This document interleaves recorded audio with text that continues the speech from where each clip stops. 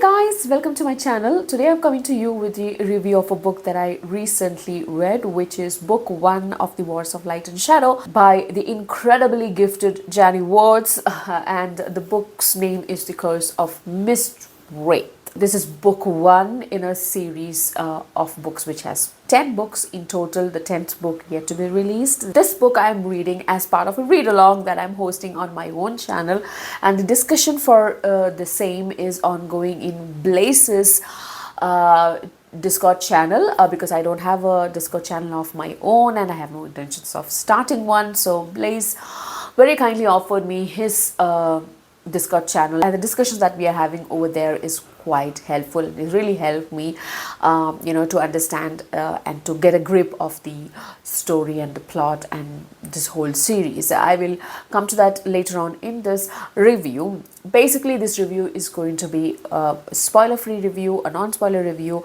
but from book 2 onwards I will have this review split into two, a spoiler-free part and a spoiler part, so that people who have read the book can engage. In terms of sources which have really helped me are Laura Dragonchild's Reddit thread, which she has started while she was hosting a read-along in her Reddit channel. So that really helped me because she has this wonderful summary of chapter-wise summary. I also referred the Peravia wiki. I think Laura is also a huge contributor, one of the main contributors to that wiki page as well. So those two resources really helped me with understanding the world better. One regret that I have is I didn't refer to these as and when I was progressing through the book, because many things I forgot, and I've been reminded constantly by fans of the book and Janny Wards, the author herself, that you don't have to worry about missing points. But again, I'm ranting now before giving you any background about the books. My name is Angela. In this channel I talk about books and all things related to books, including TV and movie adaptation. So if you love these things, please subscribe to my channel and like, share and comment.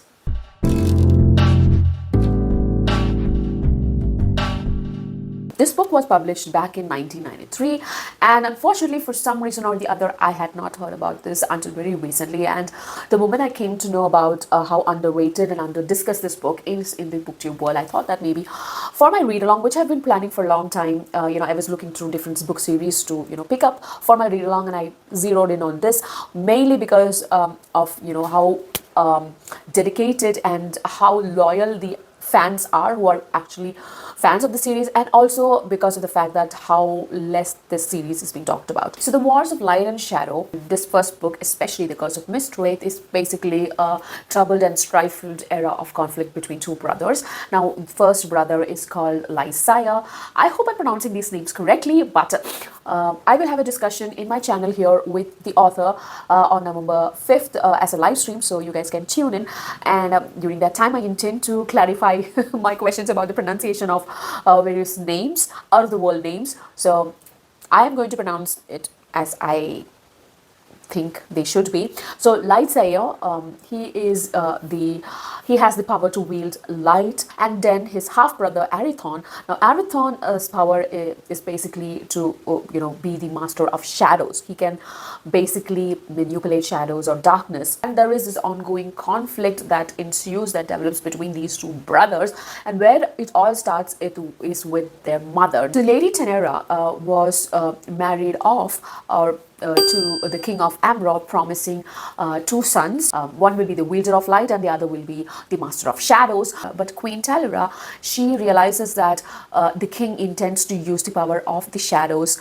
to kill off the Isvalan pirates. So what she does is she runs away and has a son with the Isvalan pirate king himself, and gives birth to Arithon, the master of shadows. While growing up, the crown prince Lysaia has been taught to hate anything and everything about the Isvalan pirates, and in fact the book starts with this fight between the pirates and the kingdom's navy. Arithon gets captured, and from there the adventure begins. It's not just these two who are fighting, who have conflict. There is conflicts between different kingdoms, and there is this doom that the title is alluding to, which is the curse of the Mistwraith. So basically this kingdom that they are thrown into is completely overtaken by a mist Mistwraith. It's a fog-bound entity which has choked out all the sunlight from the kingdom. So for generations and generations, people have not even seen sunlight. It is up to these two princes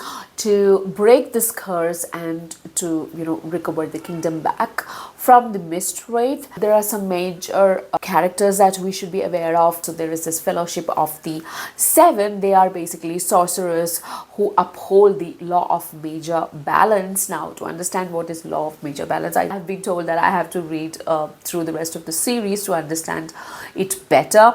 And basically, they are there to foster enlightenment throughout the kingdom, Aethera.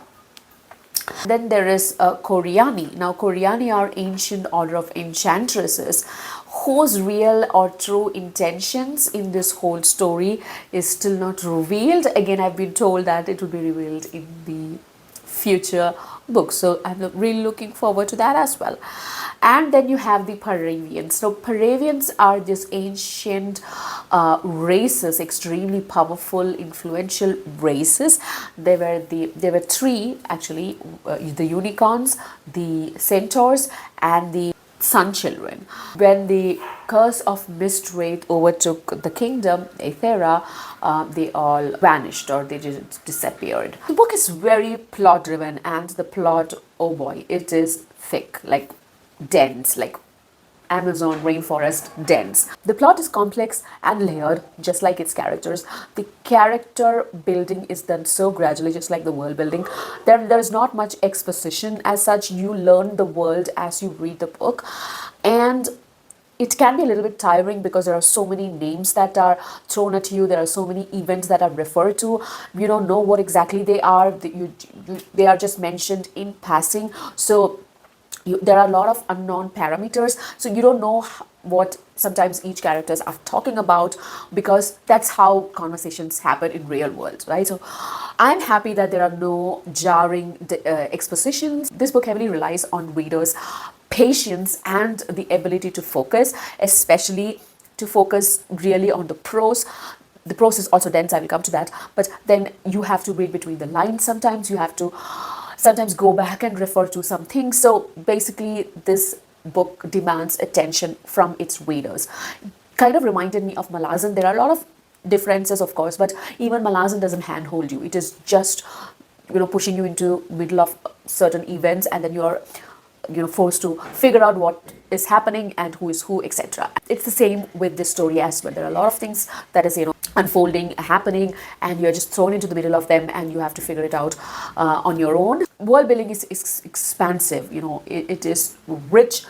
You can feel the richness of this world through the various sections of people, the various clans, the tribes, pirates, and the kingdom, and the different allegiances, and the different sects of sorcerers and enchantresses. So there is so much for the reader to unpack and learn. If you are a person who gets overwhelmed by details, then this might be a little bit of a jarring experience for you. But if you can just enjoy the plot as it is being explained to you by the author, and just take it slow and make your way through the book, then this is definitely a rewarding book. Because what made this book a 5-star read for me from 4-star, are the last couple of chapters. They were just at an elevated level when compared to the rest of the book, and very rewarding as well. And also it leaves you with so many questions that you can't wait to get to book number 2. Now, coming to prose, I told you I will talk about prose.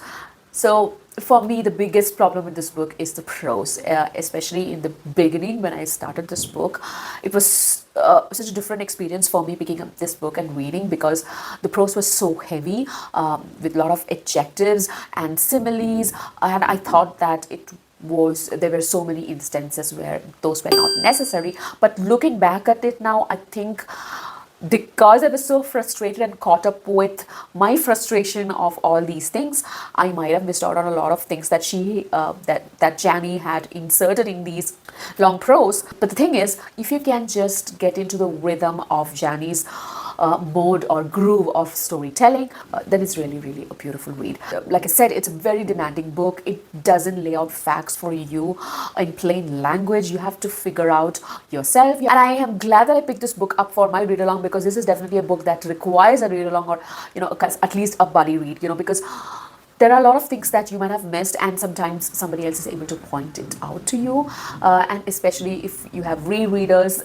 joining you, it is much more helpful, and that really helped me personally in understanding the book better. If not for this read along, I would have quit or DNF'd this book, thinking that it is pretentious and lofty because of the this high English that's being used.